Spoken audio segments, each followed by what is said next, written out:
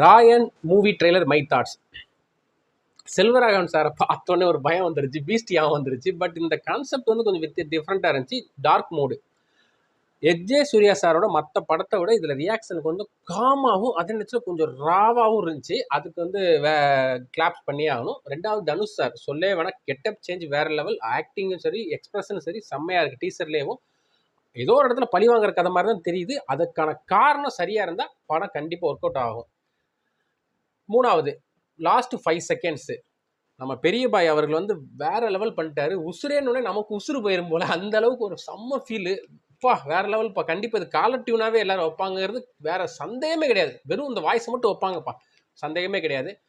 தனுஷ் சாரோட புது முயற்சி, ரொம்ப நாள் கழிச்சு அவர் டைரக்ஷன் பண்ணுறாரு. அந்த முயற்சி வந்து மிகப்பெரிய சக்ஸஸ் ஆக வாழ்த்துக்கள். பெரிய பாய்க்கும் மிகப்பெரிய வாழ்த்துக்கள், நன்றிகள். டீசர் சூப்பருங்க. சாரி டக்குன்னு முடிஞ்சலாம் டீசர் நினைச்சிட்டேன். ட்ரெய்லர் சூப்பருங்க.